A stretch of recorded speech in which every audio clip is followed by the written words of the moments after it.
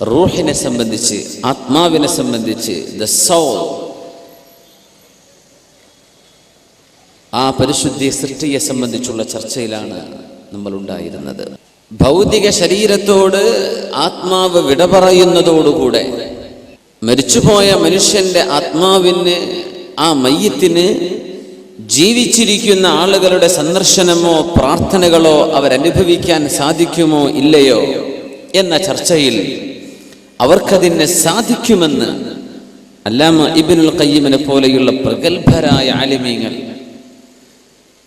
തെളിയിച്ചിരിക്കുന്ന ചില വസ്തുതകളിലൂടെയാണ് നമ്മൾ ഇന്നലെ കടന്നുപോയത്.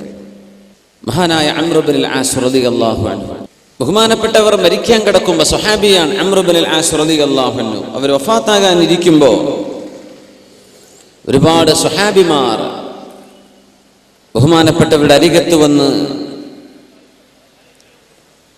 അന്ത്യയാത്ര അയക്കാൻ വേണ്ടി അവിടെ ഒരുമിച്ച് കൂടിയിരിക്കുകയാണ്. സ്വഹാബത്തിനെ കണ്ടു, അവർ മരിക്കാൻ പോവാണ്. ഫബകാ തവീലൻ വഹവല വജ്ഹഹു ഇലൽ ജിദാർ, ചുമരിലേക്ക് മുഖം തിരിച്ച് തേങ്ങി തേങ്ങി കരയുന്നു അംർ ഇബ്നുൽ ആസ് റളിയല്ലാഹു അൻഹു. മകൻ ചോദിച്ചു, മാ യുബ്കീക യാ അബതാ,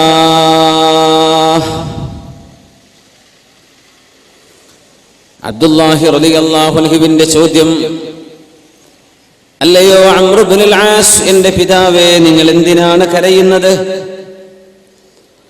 അമാ ബശറക റസൂലുള്ളാഹി സ്വല്ലല്ലാഹു അലൈഹി വസല്ലം ബികദാ വകദാ, നിങ്ങൾക്ക് ജീവിതത്തിൽ മരണത്തിന് ശേഷം ഒരുപാട് നന്മകൾ ഉണ്ടാകുമെന്ന്, ഖൈറുണ്ടാകുമെന്ന് തിരുനബി സ്വല്ലല്ലാഹു അലൈഹി വസല്ലം തങ്ങൾ അങ്ങേക്ക് സന്തോഷ വാർത്ത നൽകിയിട്ടില്ലയോ? പിന്നെ എന്തിനാണ് നിങ്ങൾ ഇങ്ങനെ കരയുന്നത്? നേരം മുഖം കണ്ടി തിരിച്ചിട്ട് അവർ പറഞ്ഞു,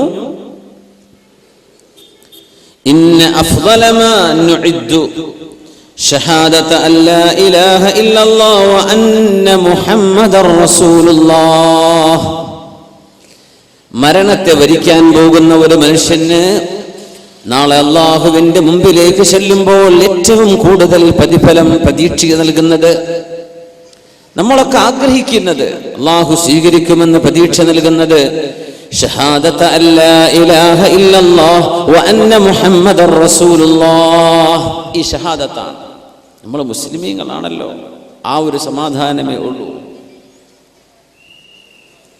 ഞാൻ ഒരുപാട് നന്മകൾ ചെയ്തിട്ടുണ്ടല്ലോ, ഒരുപാട് അത് ചെയ്തല്ലോ, ഇത് ചെയ്തല്ലോ എന്ന് അഭിമാനം പറയാൻ സത്യവിശ്വാസിക്ക് പേടിയാണ്. അങ്ങനെയാണ് മുഅ്മിനീങ്ങൾ അങ്ങനെയാ വിചാരിക്കേണ്ടത്. അല്ലാഹു നീ സ്വീകരിക്കുമോ പടച്ചോനെ?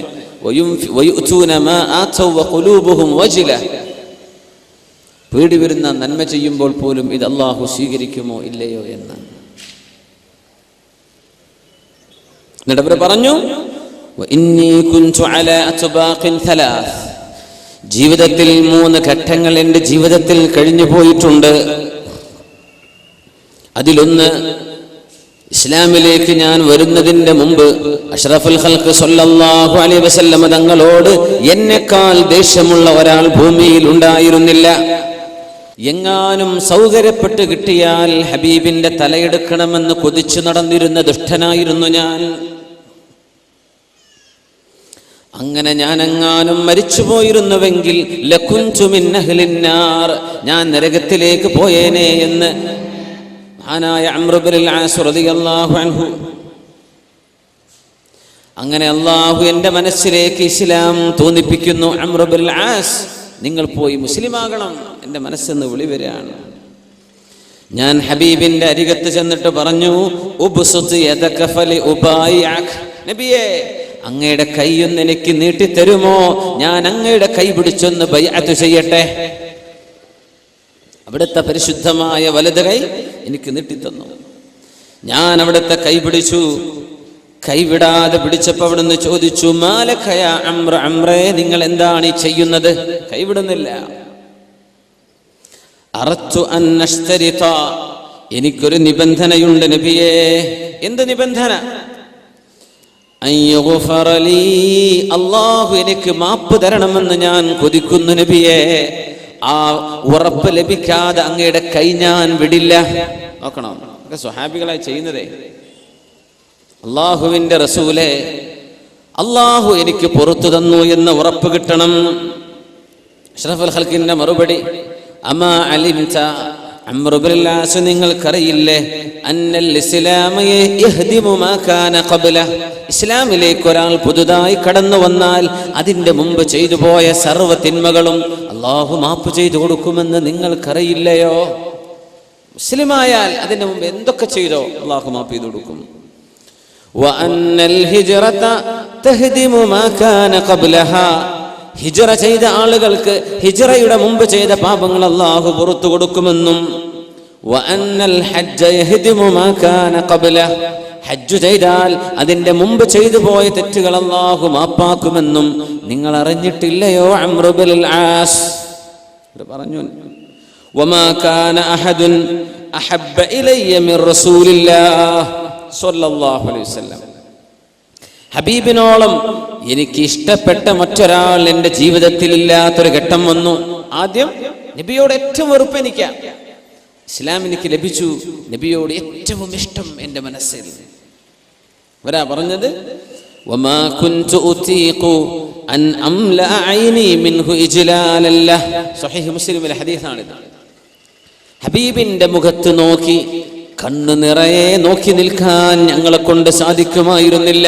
ഇജ്ലാലൻ മിൻ, അവിടത്തോടുള്ള ബഹുമാനം കൊണ്ട് കണ്ണ് നിറയെ ഒന്ന് നോക്കിക്കാണട്ടെ എന്ന് ആലോചിച്ചാൽ പോലും കണ്ണ് നിറക്കാൻ കഴിയുമായിരുന്നില്ല. വലൗ സുഇൽതു അൻ നസിഫ, ഹബീബിനെ പുകഴ്ത്തി പറയാൻ പറഞ്ഞാൽ മാ അതഖതു, അതിനും എനിക്ക് സാധ്യമല്ല. ലിഅന്നി ലം അകുൻ അംല ഐനി മിൻ, കണ്ണ് നിറക്കാൻ ഹബീബിൽ നിന്ന് ഞങ്ങൾക്ക് സാധിക്കുമായിരുന്നില്ല. അംറു ബിൽ ആസ് റളിയല്ലാഹു അൻഹു പറയാം, അവർ പറയാൻ, അന്ന് ഞാനെങ്ങാനും മരിച്ചു പോയിരുന്നുവെങ്കിൽ ലറജൗതു, ഞാൻ കൊതിക്കുകയാണ്, ലകുൻതു മിൻ അഹ്ലിൽ ജന്ന, ഞാൻ സ്വർഗ്ഗത്തിൽ പോയേനെ. അതൊക്കെ കഴിഞ്ഞില്ലേ, ഹബീബ് വഫാത്തായി. ثم ولينا أشياء, നമുക്ക് അല്ലാഹു അധികാരം തന്നു, നേതൃത്വം തന്നു. മാ അദ്രി മാ ഹാലി ഫിഹാ, അധികാരം എൻ്റെ കൈകളിൽ അള്ളാഹു ഏൽപ്പിച്ചു തന്നപ്പോ അത് ഞാൻ എങ്ങനെ നിർവഹിച്ചു എന്ന് അള്ളാഹുവിനോട് എന്തു പറയുമെന്ന് എനിക്കറിയില്ല. അംറു ബിൽ ആസ് റളിയല്ലാഹു അൻഹു പറഞ്ഞു പോകുന്നത്, അധികാരം എൻ്റെ കൈകളിൽ ഏൽപ്പിക്കപ്പെട്ടല്ലോ, അതിന്റെ മുമ്പങ്ങ് മരിച്ചെങ്കിൽ എത്ര നന്നായിരുന്നേനെ. ബാധ്യതകളും ഉത്തരവാദിത്തങ്ങളും അല്ലാഹു തആല എന്നെ ഏൽപ്പിച്ചുവല്ലോ, എങ്ങനെയാണ് ഞാൻ എൻ്റെ റബ്ബിനെ കണ്ടുമുട്ടുന്നതെന്ന് എനിക്കറിയില്ല. ഇനി പറയുന്ന ഭാഗം ശ്രദ്ധിക്കുക. സ്വഹീഹ് മുസ്ലിമിലെ ഹദീസാണ് നമ്മൾ പറയുന്നത്, ഫഇദാ അന മിത്തു, ഞാനെങ്ങാനും മരിച്ചു കഴിഞ്ഞാൽ ഫലാ തസ്ഹബുനി നായിഹ, നിലവിളിച്ച് കരയുന്ന പെണ്ണുങ്ങൾ എൻ്റെ കൂടെ വരരുതേ, എൻ്റെ ജനാസയുടെ കൂടെ. അന്നൊക്കെ പെണ്ണുങ്ങളെ വാടക വിളിക്കും, കരയാൻ വാടക, അതിനെ നായിഹ എന്ന് അറബിയിൽ പറയാം. അവർക്ക് പൈസ കൊടുക്കും കരച്ചിലിന്. ആളെപ്പറ്റി ആണോ പെണ്ണോ എന്ന് പോലും അറിയില്ല. രസകരമായ സംഭവമൊക്കെ നടന്നിട്ടുണ്ട്. ഒരു കൂട്ടരെ ഇങ്ങനെ വിളിച്ചു, ജാഹിലിയ കാലത്തെ സംഗതികളെ പാടിയ പാട്ട് മുഴുവൻ ആണിനെ പറ്റിയാ, മരിച്ചു കിടക്കുന്നത് പെണ്ണാന്ന് പിന്നെ മനസ്സിലായത്. അങ്ങോട്ട് പാടന്നെ അവര്. സുബ്ഹാനല്ലാഹ്. ഈ അനൗൺസ്മെന്റുകളൊക്കെ അങ്ങനെയാണല്ലോ, അവരങ്ങോട്ട് പറയാം. മുഖ്യമന്ത്രി വന്നാലും ഇതൊക്കെ തന്നെയാണ് പറയാനുള്ളത്, സാധാരണ ഉസ്താദ് വന്നാലും ഇതൊക്കെ തന്നെയാണ് പറയാം. ആര് വന്നാലും അങ്ങോട്ട് പറയുന്നേ നായിഹ, എന്നെ അത്തരക്കാര് പിന്തുടരരുതേ എന്ന് അംറു ബിൽ ആസ് റളിയല്ലാഹു അൻഹു. വലാ നാർ, എൻ്റെ ജനാസ കൊണ്ടുപോകുന്ന തീപന്തം പോലെയുള്ള തീ അതിൻ്റെ കൂടെ വരരുത്. അംറു ബിൽ ആസ് റളിയല്ലാഹു അൻഹു വസീയത്ത് ചെയ്യാം. അതുകൊണ്ട് ചിലരൊക്കെ രാത്രി മറവ് ചെയ്യാൻ ഇഷ്ടപ്പെടാത്തത്. ആ തീ വരുമ്പോ യാ അല്ലാഹ്, ഈ മയ്യിത്തിനെ നരകം തൊടുമോ എന്നൊരു സൂചന അതിലുണ്ടോ എന്ന് തോന്നിപ്പോകും. അതുകൊണ്ടാണ്. പിന്നെ വേറെ നിവൃത്തിയൊന്നുമില്ല, രാത്രി മറവ് ചെയ്യാൻ പറ്റിയത്, ഒരു വിരോധമല്ല. പക്ഷേ അത് ഷുഅമാണെന്നാണ്, അതൊരു ഷുഅമാണ്, അതൊരു തരം പെസിമിസം അതിലുണ്ട് എന്നാണ്. ഫഇദാ ദഫൻതുമൂനി, നിങ്ങളെങ്ങനെ മണ്ണിലേക്ക് മറവ് ചെയ്തു വെച്ചാൽ ഫസന്നു അലയ്യ തുറാബ സന്നാ, അല്പാൽപമായി എൻ്റെ ഖബറിലേക്ക് നിങ്ങൾ മണ്ണെറിയുക. ثم أقيموا حول قبري, എൻ്റെ ഖബറിന്റെ അരികത്ത് നിങ്ങൾ ഒരൽപ്പനേരം നിൽക്കണേ. ഖദ്റമാ തുൻഹറു ജസൂറുൻ, ഒരു ഒട്ടകക്കുട്ടിയെ അറുക്കാൻ ആവശ്യമായ മാംസം വിതരണം ചെയ്യാൻ ആവശ്യമായ നേരം. വയുഖ്സമ ലഹ്മുഹാ, എങ്ങനെ? എന്നെ മറവ് ചെയ്ത് നിങ്ങളോട് പോകരുത് കേട്ടോ, കുറച്ചു നേരം അവിടെ നിൽക്കണേ.